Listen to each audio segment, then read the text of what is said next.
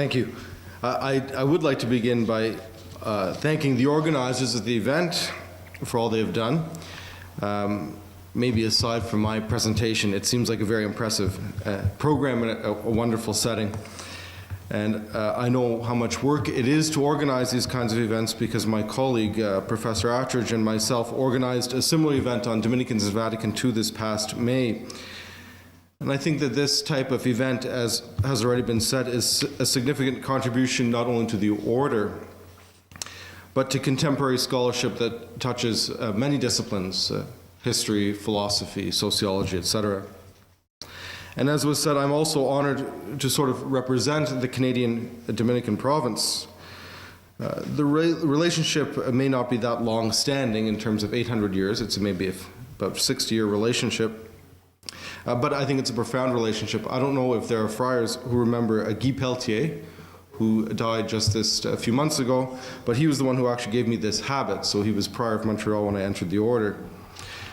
And as has been said, my connection to Portugal is not only through the order, when members of my province came here in 1948 to assist in the restoration of the province, but my own ancestors come from Goa. And as you may be aware, the first missionaries were, in fact, Portuguese Dominicans. To my grandmother's chagrin, I mean, she's long dead, my father chose not to speak to us in Portuguese, so we don't speak Portuguese at home anymore. So anyways, more than 500 years after your ancestors came to Goa, I come to visit you via Canada. And the historical confluence of peoples and cultures and ideas is perhaps the subtext of my presentation today.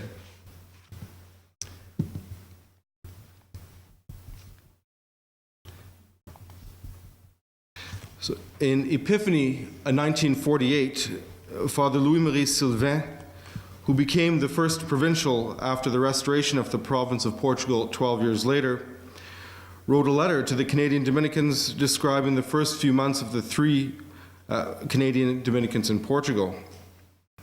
Writing on behalf of P. Marie Gaudreau and Gerard Reed, he simply signs the letter Les Trois, the three. And one cannot help but be reminded of the narrative of the visitors from the East who appear in Matthew's Gospel account. Since the Middle Ages, the story of the three Magi has captured people's imaginations. Who were they? What far-off land did they come from? And what were the gifts they left behind? In this paper, I will explore the question, where did the three Canadian friars come from? What was going forward in the Canadian province to which they belonged around the time of their arrival in Portugal? As the Pre-Conciliar period was one of dynamic growth and activity in the Canadian province, I will only explore what I think is a particular influence in the Canadian province. I will demonstrate that the Canadian Dominican province cultivated a particular strand of liberalism, and this is a defining feature, an ethos and operative theology of the province. Now, in what measure this particular strain of liberalism influenced the restored Portuguese province is a further question that, while beyond the scope of my paper, may provide interesting avenues for theological and historical research in the future. Breve insight em português. O que nos vai ser apresentado tem a ver com a história da província canadiana no pré-concílio. Até que ponto isso influenciou ou não, através dos irmãos que referiu, a restauração da província portuguesa em Portugal, essa é outra questão. Vamos continuar. The four French Dominican friars arrived in a very small town of Saint-Hyacinthe, Quebec in 1873. So that is near Montreal, but not too far from Quebec City. By 1881, the province counted 4 communities, 2 in Canada and 2 in the United States. 50 years later, in 1930, the province was comprised of 6 communities and 2 houses, as well as a mission in Japan that began in 1927. you can see how quick the expansion was with the addition of the novitiate, which is the back of that building. The two American foundations, and by 1927, Japan. The province established 7 more communities between 1939 and 1960. Sherbrooke, which was established by Father Gaudreau, who became the vicar of Portugal. Trois-Rivières, the first pastor of Trois-Rivières was Father Sylvain, who became the first provincial of the restored province. In 1943, the Sanctuaire du Rosaire in 1945, the House of Douville in 1948, Toronto in 1954, the Maison Montmorency in 1955, and the Convent of St. Albert the Great in 1960. The number of friars in Canada, and really we're talking about French Canada only, sorry, I should have said, we also tried to establish a community in Brazil in the 40s, as well as the mission in Rwanda, which began in 1960. The number of friars in the Canadian province was consistent with the growth of other religious communities and grew to about 500 by 1963. So that is not even 100 years after the foundation.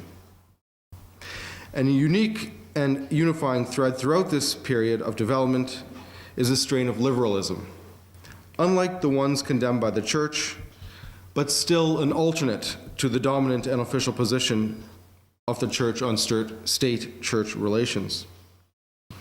So I'll trace the liberalism that developed in the province from the initial arrival of the Sons of Lacordaire to the deconfessionality crisis in Quebec, and then the strategy of the province to diffuse its own image through the publishing house Éditions Lévrier, and finally in the integration of several priorities of the province in the establishment of the Pastoral Institute in Montreal. So, the arrival of the Sons of Lacordaire, the deconfessionality crisis, the strategy of the province to diffuse its ideas, and the integration of the ideas are sort of the 4 historical moments that I'm going to look at. I will conclude briefly by raising some implications of this study for further scholarship.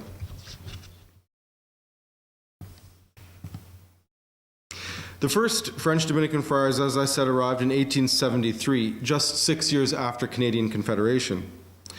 The Dominican arrival is rather late compared to other male communities in Quebec, such as the Franciscans, the Jesuits, and the Holy Cross, but long awaited by the authorities of the Diocese of St. Hyacinthe. The idea of establishing the order in St. Hyacinthe originated with one of its clergy, a diocesan priest named Father Joseph Sabin-Raymond. Raymond, like many of the Quebecois intelligentsia of his time, read with enthusiasm the Catholic liberal thought of Félicité de Lamennais, Charles de Montalembert, and Henri-Dominique Lacordaire, and as they expounded their thought in the French periodical L'Avenir. Even after Pope Gregory XVI's condemnation of liberalism and indifferentism in Mirari Vos in 1832, Raymond expressed his admiration for the rather intransigent Lamennais. In 1843, on a trip to France, Raymond was able to hear and meet the infamous Lacordaire preach in Nancy. His correspondence with his brother afterwards reveals his deep admiration for Lacordaire and his preaching. On that same trip to France, he expressed to Lacordaire his desire to make profession in the order. However, Lacordaire, who was in the process of restoring the French province himself, dissuaded him, convincing him instead that his ministry of teaching and formation in Quebec was more pressing. In 1854, 11 years after their initial meeting, and 4 years after the restoration of the French Dominican province, Lacordaire permitted the establishment of the Third Order in St. Hyacinthe, and with great joy, Raymond became its first member. In that same year, the Bishop of St. Hyacinthe, Charles Prince, asked Raymond to write a letter trying to convince the order to establish a, quote, small Dominican colony, end quote, in the newly erected Diocese of St. Hyacinthe. In 1855, Bishop Prince wrote to then Master General Jean Del that sooner or later he would have Dominicans in his diocese for the salvation of souls. Jandel responded to Prince that he would consider his request after his visit to the French province, where he would ascertain if Father Lacordaire could spare a few religious for the new foundation. As the French province had only been officially restored in 1850, it was not possible to spare any religious for the new foundation. Time and again, over the next 18 years, Raymond and Prince's dream of a Dominican colony seemed within reach, only to be dashed. For example, when Jandel approached the Priory of Lyon to see whether they could spare some friars for the new foundation, the response came that due to the strict religious observance promoted by Jandel himself, the friars would not be able to make themselves available to a parish to the degree that was necessary. The bishops in Canada insisted that when a community entered the diocese, they must take a parish. Each of the times that Jandel tried to send a friar to North America for an assessment of the possibility of a new foundation, the trip was never made due to extenuating circumstances like illness. Undaunted, the bishops of St. Hyacinthe continued to advocate for a foundation of Dominican friars in his diocese over the next 18 years. In 1866, the French Dominican Bernard Chocarne came to North America, ostensibly to escape the obsessive question of the relationship of the church and the state in France, and to study the growing church in the new and different context of North America. While in North America, Chocarne participated in the Baltimore Council of 1866 and visited New Orleans, New York, and Quebec. In St. Hyacinthe, he preached a retreat to the Third Order, right? So the Third Order is the first thing established in Canada, and spoke with the clergy of their desire to have Dominican friars in the diocese. Now, Chocarne's second visit to North America was as prior provincial of France in 1873. And in part this time it was to assess whether either New Orleans or St. Hyacinthe would be more suitable for a new foundation. The fear of the possibility of another suppression of religious orders in Europe had been reignited by the political situation in Piedmont, and many in the order felt it safer to have foundations in North America ready to welcome religious refugees if necessary. After discussion with the new Bishop of St. Hyacinthe, Charles Larocque, Chocarne was convinced that St. Hyacinthe, Quebec was indeed ready for a Dominican colony, primarily because there was a greater possibility of recruitment to the order there than in New Orleans. The provincial chapter of Paris in 1873 agreed, and on October 5th of the same year, the parish and rectory of Notre Dame were transferred to the Dominican friars. The sons of Lacordaire arrived in St. Hyacinthe at the very moment that the animosity between liberalism or Gallicanism and ultramontanism was reaching its zenith in Quebec. The venerable Archdiocese of Quebec, the oldest in North America, was associated with liberalism. This may be due in part to the fact that Quebec, as a center of government and administration, had become accustomed to fairly pragmatic dealings with the government, that is, an English Protestant minority whose head of state was also the head of the Anglican Church. Whereas the relatively new Diocese of Montreal, so you can guess that Montreal is ultramontane because this is the Cathedral of Montreal. It's a one-third replica. Well, you know what it's a one-third replica of. The relatively new diocese of the rapidly growing Montreal and its neighboring Trois-Rivières were bastions of ultramontanism. The animosity between the two camps is vividly expressed in a sermon by an ultramontane cleric of Montreal who compares Quebec to Babylon and characterizes Quebec as division, confusion, disorder, and, quote, hell. Montreal, on the other hand, he calls a representation of, quote, the New Jerusalem. Bishop Bourget of Montreal resented even the establishment of a site of Quebec's Laval University in his diocese, claiming that Laval was stained by Gallicanism. He wanted to establish an Orthodox Catholic university in Montreal, totally independent from Laval. And the crux of the animosity was the question of the relationship between church and state. While liberalism called for a separation of church and state and the freedom of conscience and religion, ultramontanism affirmed the absolute authority of the church, read the Pope, over individuals and society through the state apparatus in Quebec. Although Lacordaire himself submitted to the Pope following the publication of Mirari Vos in 1832, that is, condemning liberalism and indifferentism, and in spite of distancing himself from Lamennais, Lacordaire continued to develop liberal principles consistent with a certain theological anthropology. At his Toulouse conference in 1854, he claimed that there are two faculties given by God to humans: the freedom to choose and the passion to love. For Lacordaire to be truly free, the human person, through the use of her reason, opens herself to divine revelation, and it is in this openness that one finds true liberty. A renewed Catholicism respects the graced nature innate in the human person, and therefore upholds the freedom necessary to respond to grace. At their arrival in St. Hyacinthe, the sons of Lacordaire found a welcome setting. The Institut Canadien, founded in Montreal in 1844 as a center of literature, politics, philosophy, and social reform by the local liberal elite, had already established a branch in St. Hyacinthe. And in fact, the seigneur of St. Hyacinthe, Quebec had sort of a seigneurial system. So the local lord, if you want, Louis Antoine Dessau, was a member of this group. However, the initial warm welcome grew tepid and even cold as the animosity between the ultramontanists and the liberals grew more intense. In a letter dated August 18, 1876, to the prior provincial in Paris, the friars in St. Hyacinthe write that the Dominicans are identified as liberals, quote, that is to say, heretics, end quote, by the clergy, and he says that the socio-political context in France is now more moderate and less difficult than in Quebec. The open hostility in the correspondence of the Dominican superior and his provincial regarding the ultramontanist bishops is perhaps testimony to their commitment to the liberal ideas espoused by Lacordaire.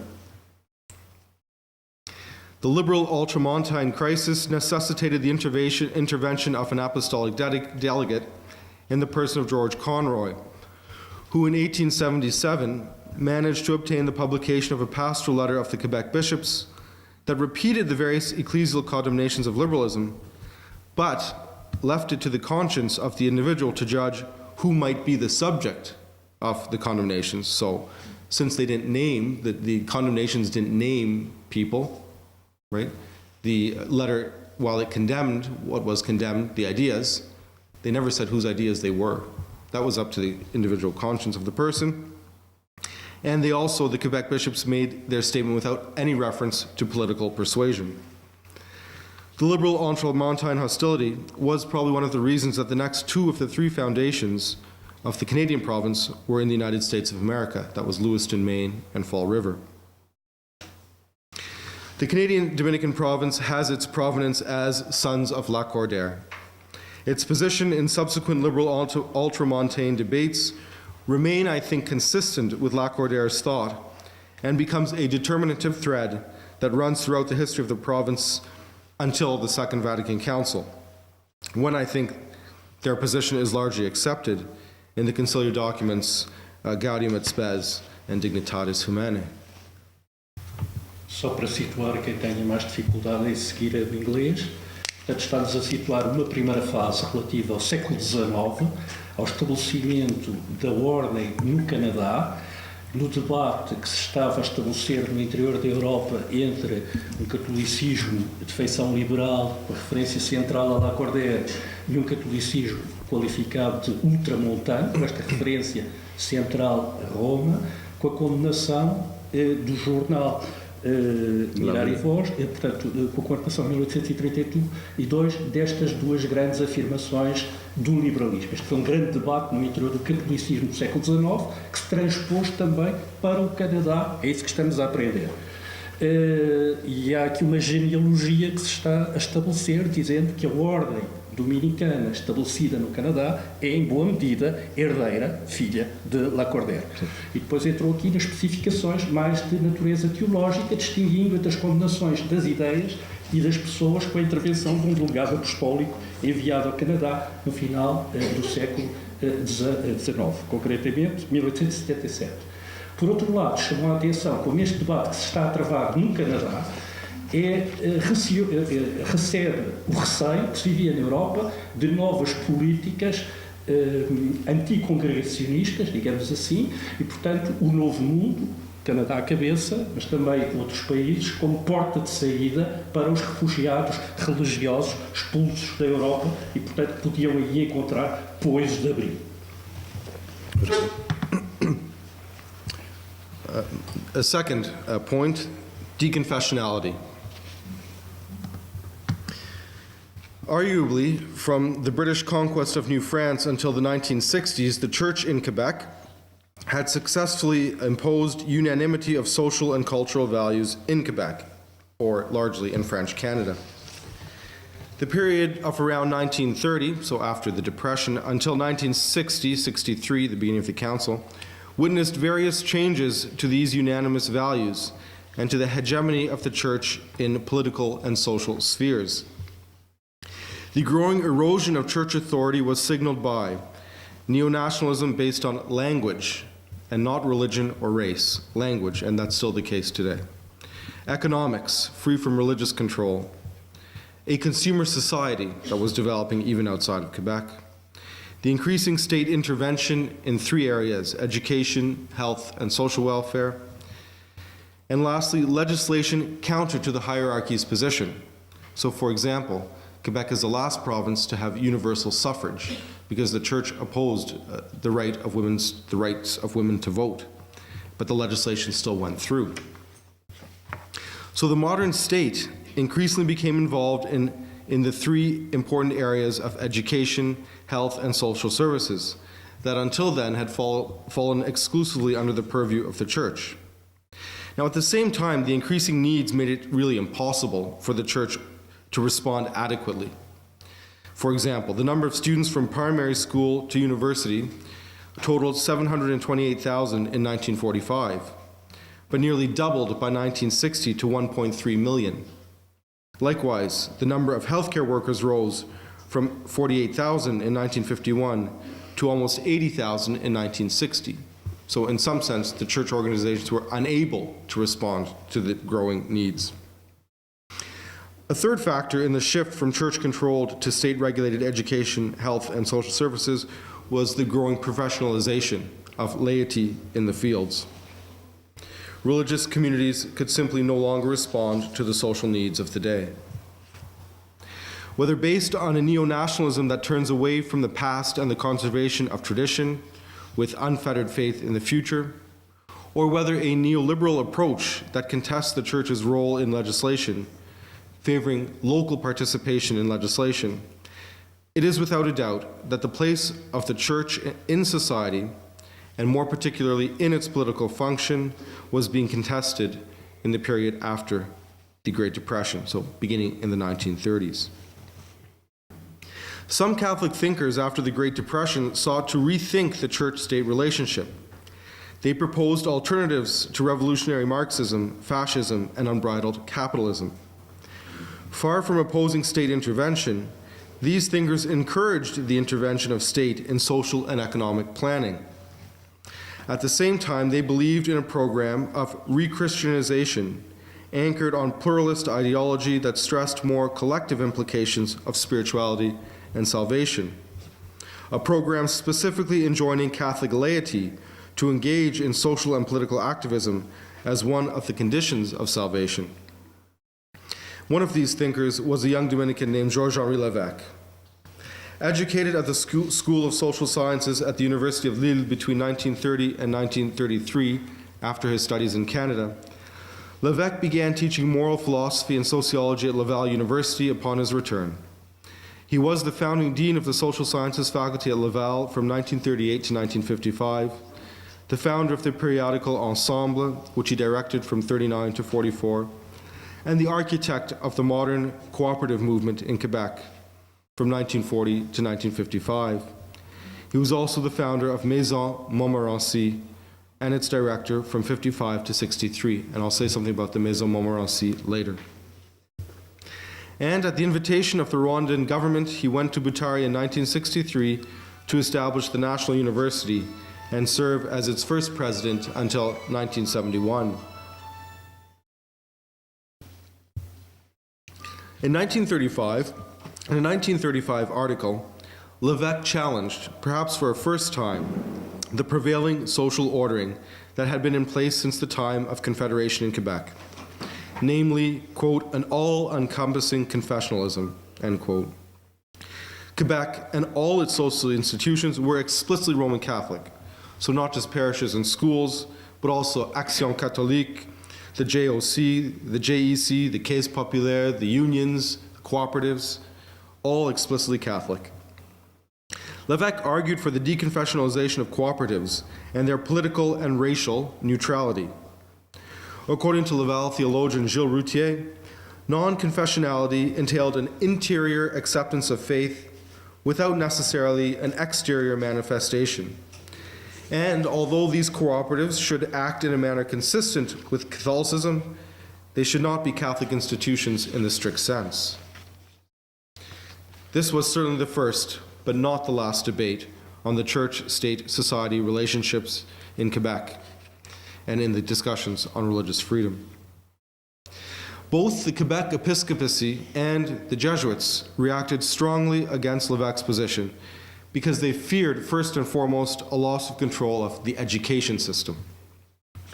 In the debate that ensued, Lévesque's prior provincial imposed a friendly silence on the young professor, not as a discipline, he said, but for his own protection. And in 1946, the prior provincial, Pierre-Marie Gaudreau, who was to become the vicar of the Master of the Order for Portugal and responsible for the restoration of the province 2 years later, published a 90-page pamphlet supporting Lévesque's position on deconfessionality and contextualizing it within the wider social teaching of the Church, the magisterium of Pius XII, and the thought of Thomas Aquinas. Gaudreau clarified that Lévesque's position was not one of neutrality, right, interpreted as a form of indifferentism, and that in the article in question, Lévesque only treated the issue of cooperatives and not schools or any other ecclesial institution. In the pamphlet, Gaudreau also warned that an all-encompassing confessional system leads easily to clericalism and so anti-clericalism. While Gaudreau's pamphlet was experienced as, quote, a breath of fresh air by the laity, Gaudreau's pamphlet was, let's say, less well received by the Cardinal Archbishop of Quebec. Eventually, Cardinal Villeneuve of Quebec requested the intervention of the Holy Office to demand Lévesque's resignation as the Dean of Dean of the Social Sciences faculty, and even he wanted a doctrinal condemnation of non-confessionality. The Holy Office rejected the request. However, it did instruct both Lévesque and Gaudreau, in a very sharp letter to Gaudreau, to remain silent on the issue. Villeneuve clearly blamed Gaudreau for the entire controversy that had made its way into the press. A third point. Should I go on? Resumidamente, só neste segundo ponto, portanto, foi evocado o desenvolvimento da província no Canadá e na parte francófona, porque é aí que ganharam força e se implantaram, os franceses, a província francesa, e estava a sublinhar o papel de algumas figuras, nomeadamente este padre Gaudreau, que veio a ser importante no restabelecimento da ordem aqui em Portugal, e que era considerado, digamos assim, um elemento suspeito, porque vinha apoiando e defendendo um programa de desconfessionalização de uma série de instituições no Canadá. No momento em que havia um conflito crescente entre o Estado e a Igreja, portanto, uma Igreja estabelecida e um Estado que entrava em áreas tradicionais como a educação, a saúde e a construção do Estado de Providência e do Estado Social. E o Padre Gaudreau apoiou, tanto quanto percebi, este manifesto que a figura de Lévesque também tinha criado a partir da Universidade de Laval. Creio que é isto. Pronto. A third instance of an example is Les Éditions Lévrier, Lévrier in French is it's the dog, it's a hound, you know, like the logo of the order, kind of. Lévrier is greyhound. The Lévesque and Gaudreau deconfessionality controversy is a significant example of the socio-political transformation underway in Quebec in the 1930s. The support Lévesque received from Gaudreau was not only from a Dominican confrere, well-formed, a professor, but more significantly, it was written from the prior provincial in a pamphlet printed by the provincial press, that is, Les Éditions Lévrier. The period of growth for the Dominican province took place in tandem with significant cultural, political, and religious shifts in society. And the Dominican province felt it had something to contribute to the debates emerging from these shifts. With the insertion of friars in various university milieux, Laval, the University of Montreal, St. Paul's, and Sherbrooke, and a growing network of highly competent and influential lay people, the province sought to influence Quebec society. And this was a challenge for a relatively small number of Dominicans who had arrived, you know, 1930s, but 50 years earlier, without a corporate presence in social welfare, healthcare, or educational institutions. So the response to this challenge was to diffuse a certain Dominican worldview through its own publishing house.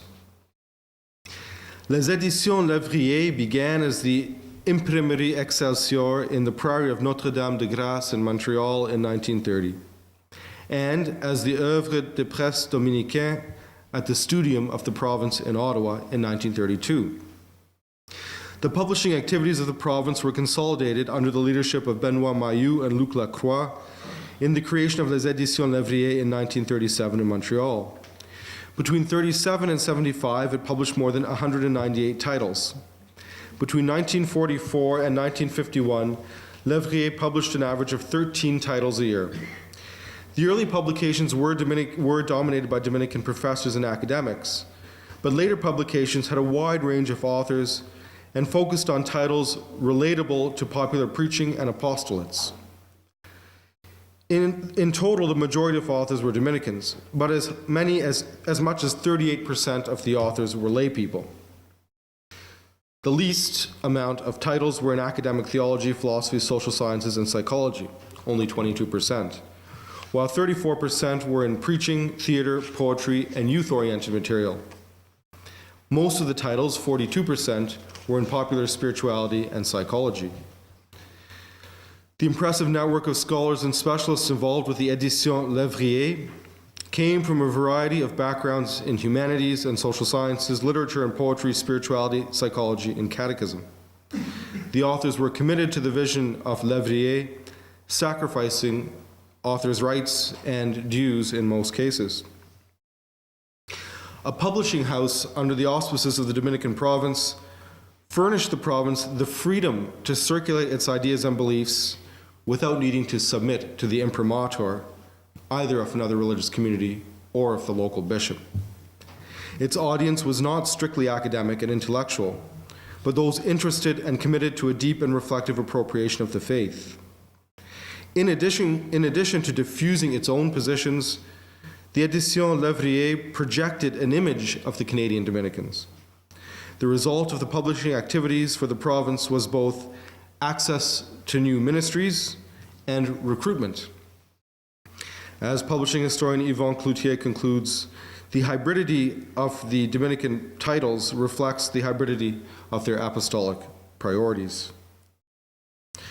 Lévrier reflected the province's growing legitimacy in society and hegemony in the academic fields in Quebec, both pre-conciliar and post-conciliar. And this achievement rested on four poles. First, a rapid mobilization of scholars in emerging fields of study, psychology, pastoral theology, liturgy at the time. Beginning first with the friars of the province who were sent to study in those fields, but soon extending into a network of collaborators. They had a certain control of philosophical disciplines, which was necessary for the legitimacy of their project. There was a strong presence in social and human sciences and the direction of any institutes related to these social sciences, whether at Laval or, for instance, criminology at Montreal. And lastly, the fourth pole that it rested on was the support of the order. Friars from other provinces, especially France, for example, Chenu, who came to the province regularly, and also support from the church leadership because of the association of the order with Thomism.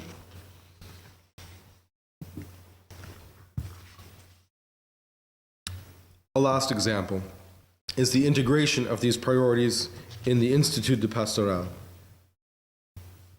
In 1956, the Apostolic Constitution Sede Sapientiae gave further impetus to some of the initiatives that were already unfolding in the Dominican province. The Constitution demanded the pastoral preparation of religious priests for the dutiful performance of his apostolic ministry. In addition to the traditional philosophical and theological course of study, priestly formation required now a pastoral curriculum suited to the charism of each institute that would include subjects such as psychology, pedagogy, education, catechesis, social science, pastoral theology. They were all deemed necessary. Sedes commends a school of special pastoral study to be practically and formally organized to complete the religious and priestly formation. The establishment of a school of special pastoral study is exactly what the province did in 1960. In the words of its founders, the establishment of the Institut de Pastoral, the Pastoral Institute, confirmed the path that the province was already on.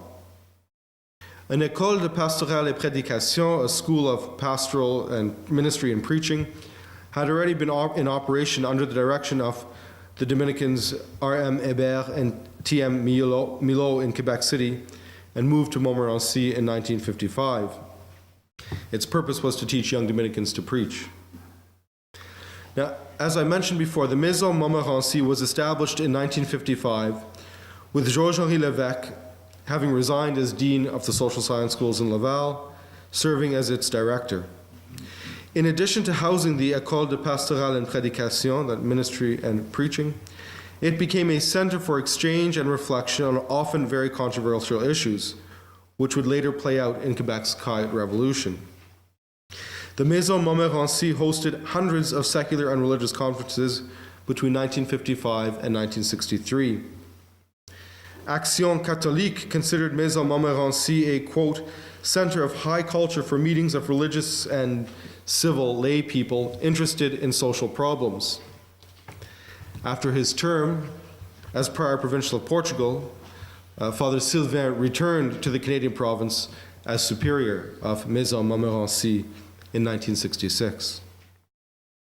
So in 1958, a proposal was made to transform the École de Pastorale et Prédication into the Pastoral Institute and to move it from Quebec to Montreal. Such an institute would respond to the need for pastoral formation using praxis-based adult educational methods. Pastoral theology, history of ministry, technical sciences, pedagogy, sociology, media, etc. would comprise the curriculum. Special evening sessions would be offered for those who could benefit from an institute of continuing education, so access to people who are working and to lay people. The institute would not be set up like a religious house of studies, but like a university, with university-level expectations, so that hopefully it could be affiliated with the University of Montreal. In 1960, the institute opened its doors to students from 10 different religious communities. And its prospectus, from the very beginning, addressed itself to, quote, all priests already engaged in ministry, to religious men and women, and to lay people who seek either an initiation to new forms of pastoral action or a deepening of the resources for their pastoral service, end quote. It was to be a site of continuing education, a place of contact for those in active ministry formed by the reality of pastoral praxis in its diversity. The Institute was housed in the newly erected Priory of St. Albert the Great. And in addition to the Institute, which the Priory you see there, the complex contained a community of 86 friars, a conventual chapel that served the population of professors and religious on the campus of the University of Montreal. It was a site of philosophical studies for the friars in formation. It was equally home to journals, Maintenant, Communauté Chrétienne, and eventually the journal Liturgie et Vie Chrétienne. In the August 7th letter of assignation to the first rector of the Conventual Church, liturgist Claude Poirier, the prior provincial, Thomas-Marie Rondeau, describes his desire to unite the role of rector of the Conventual Church with that of cantor, for the sake of unity between choir and church. He claims that this unity would be furthered through Poirier's ministry, teaching at the Institute, and oversight of the actual practice of the liturgical life of the worshiping community. This unity, this integration of choir, worshiping community, and pastoral theology would serve as an example for the students of the Institute. And the parishes of the province were doing the same thing, whether in Ottawa, Montreal, or Quebec. They were sites of experimentation and integration. So Father Rondeau says that a capable individual like Poirier must have oversight of the liturgical life of the community if we Dominicans wish to establish a unified liturgy, to have liturgical offices that do not only succeed, but will clearly be a teaching as well as incentive to better understanding the liturgy and to better participate in the prayer of the Church. St. Albert exemplified a Dominican center for reflection, experimentation, pastoral liturgy, university insertion, and a cultural locus built upon an invitation to share in the Dominican community life, in liturgical life, and in formation toward a deeper appropriation of the faith, a self-appropriation of the faith. A particular liberalism. So I'm arguing that a particular strain of liberalism developed in the Canadian Dominican province from its foundation and throughout the pre-conciliar period. This particular strain of liberalism was not the liberalism condemned in the wake of the French Revolution's Declaration of the Rights of Man that resulted in, quote, an exaltation of the individual and a definition of freedom as exemption from external constraints. That's Joe Comanchic's words. Instead, the Canadian Dominican liberalism was rooted in Lacordaire's theological anthropology that emphasized human freedom, a freedom that has its own dynamism. It is not simply, and here again I'm following Comanchac, it's not simply the basic Augustinian distinction of sort of a freedom to choose between God and mammon. Freedom has its own structure. Further, unlike radical individualist notions of personal freedom, the Canadian Dominicans emphasized a collective personalism. The province promoted, quote, a program of re-Christianization anchored on a pluralist ideology that stresses the more collective implications of spirituality and salvation. The Catholic response to the crisis of industrial society rested upon the promotion of corporatism as the key to economic and social progress. Moreover, it specifically enjoined Catholic laity to engage in social and political activism as one of the conditions of salvation, end quote. That's Gaveron. Thus, the Canadian Dominican strain of liberalism did not imply political indifferentism that suggests that religion has nothing to do with politics, economics, or culture. While this strain of liberalism called for a separation of the church from the secular state, it did not necessarily entail, in fact, it did not entail a separation of church from society. Church and state, yes, but church and society, no. Religious values could flourish in a society provided it was educated and committed to a certain vision of society, a vision in the making, a society open to something else. A similar distinction was made by John Courtney Murray between the indifferentism and laicism of the state and that of society. Many aspects of the particular strain of liberalism that developed in the Canadian province were affirmed at the Second Vatican Council and can be found primarily in Gaudium et Spes and Dignitatis Humanae. In what may have been a departure from earlier magisterial teachings regarding the relationship of the church to state, the church's efforts to influence society would no longer be tied or considered to coincide with its relationship to the state. That's a quote from Comanchic. The Canadian Dominican province was cultivating such a society where church and state would in fact be quite separate. While education, healthcare, and social services rightly fall within the purview of state regulation, religion and church contribute to them in other ways than direct control or even indirect control. Religion in this strain of liberalism is not relegated to the private, as its values are expressed in the grace network of relationships that constitute values-based a values-based society. The thread of liberalism that developed in the province can be traced to Lacordaire's theological anthropology, situated within a basic social anthropology for which human nature and the dynamics of its individual and social self-constitution are respected for what they are, a dynamic structure which is neither utterly corrupted by sin nor rendered superfluous by grace. Sorry for how long we have to narrow a bit. I have about 4 minutes. 4? Yeah. Yeah, I'm going to conclude now. Yeah. Okay. So let's just... Okay. Antes de passarmos ao último ponto, então só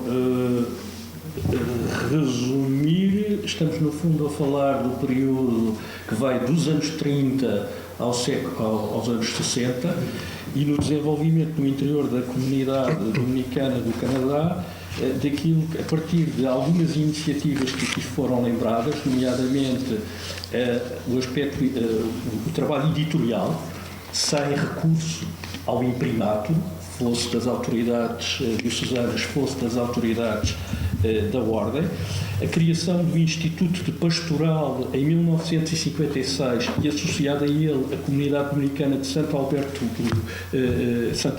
the Great, Santo Alberto Magno, depois a criação de outras atividades e de outras iniciativas que o levam a centrar nesta ideia básica.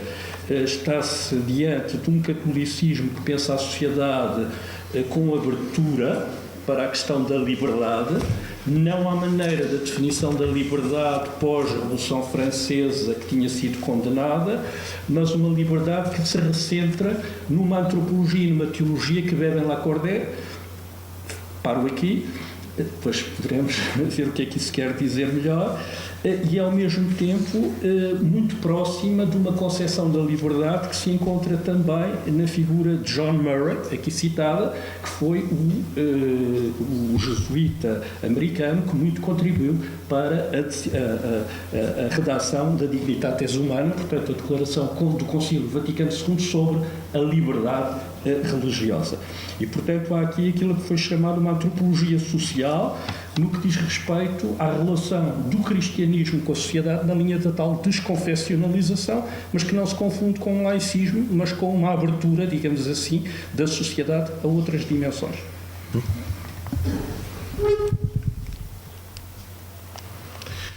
So before I conclude the study, I wish to share very briefly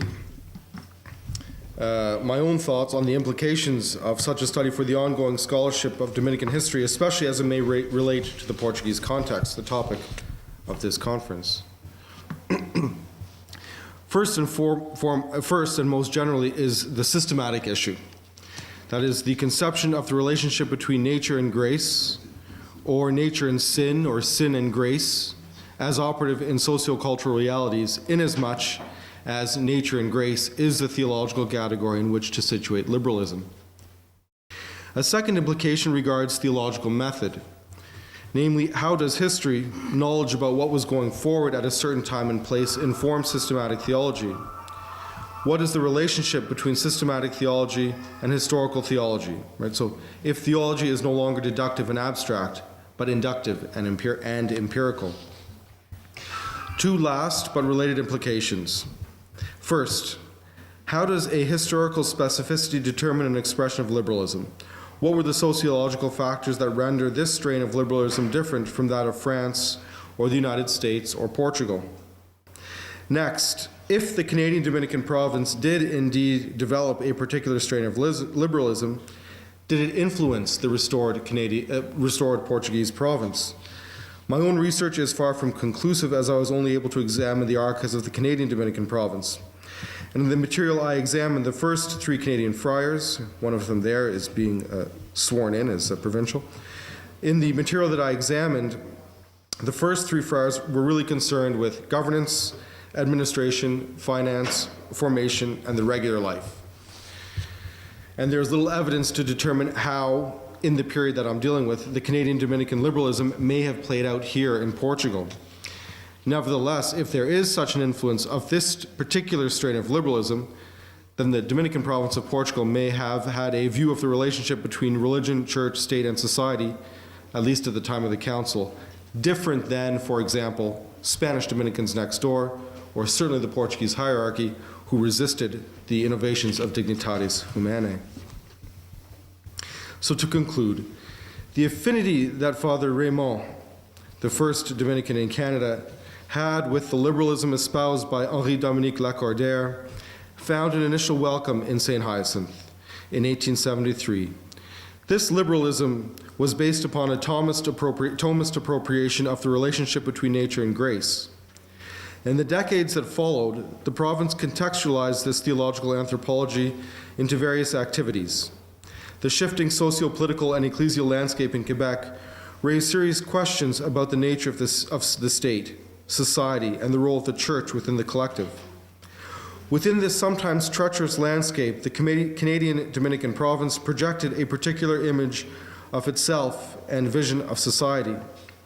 Whether in the program of Les Éditions Lévrier or in the establishment of the Institut de Pastoral, the province expanded the notion of church and religious order beyond their visible structures to work collaboratively and communally toward a vision of Christianity that would find its vocation in the modern world as a vast project of popular education that would ultimately bridge and reconcile social divisions through a possession of a democratic culture founded upon cultural values. Thank you.